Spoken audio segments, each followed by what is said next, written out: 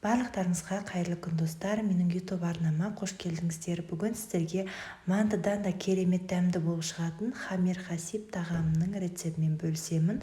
Бұл өзбек ұлтының тағамы болып келеді. Сіздерге жасауға кеңес беремін.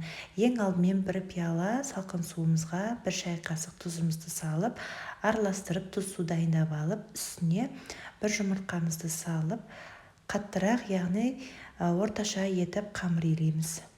Қатты жұмсақ болып кетпеу керек қамырларыңыз.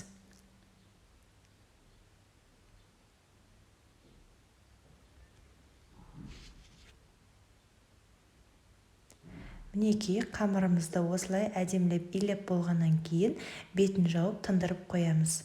Қамырымыз тынғанша енді салмасын дайындаймыз. Алдын ала тартылған ет, пиязды майдалап турап және де бір пиала күрішті пісіріп алдым табаға. Осы үшеуін араластырамыз және де дәміне қарай тұз, бұрыш, сұйық май қосамыз. Сұйық май құрғақ болып қалмас үшін, яғни сәл майлы болу үшін қосамын. Барлығын жақсылап араластырамыз. Достар, бұл тағамды мен жасап көрген кезде таңғалдым.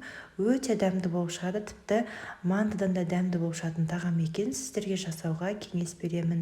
Енді мінекей қамырымыз тынып әдемі болды. Осы қамырымызды дәл мантыға жайған сияқты етіп жайып шығамыз. Осылай қолымызбен сәл үлкейтіп алып, видеодағыдай жайып шығыңыздар.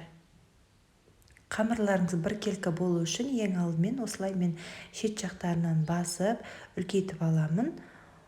Одан кейін, сәл үлкейгеннен кейін, қамырдың үстінен баспайын, тек оқтаумен ғана қолымды басып жаямын. Яғни, қолдың күшін оқтауға салып жаямыз, қамырға баспаймыз.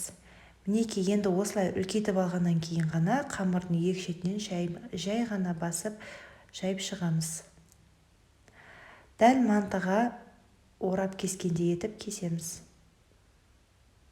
Көлемін қатты үлкен қылмадым, яғни сәл кішірек етіп кесіп шықтым.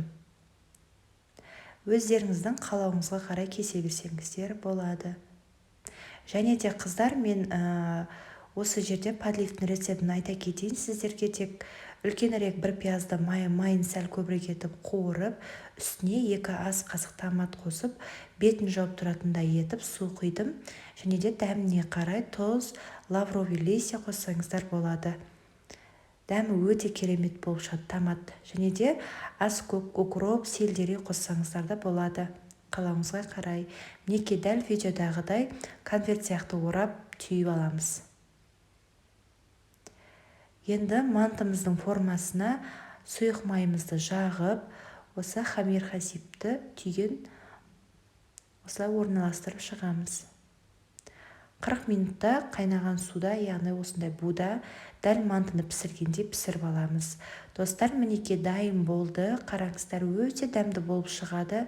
Сіздерге жасауға кеңес беремін. Кешкі асқа ерекше тағам. Отбасыңызға ұнары сөзсіз. Видео ұнаған болса, лайк басып, комментарий қалдырыңыздар. Барлықтарыңызға ас болсын.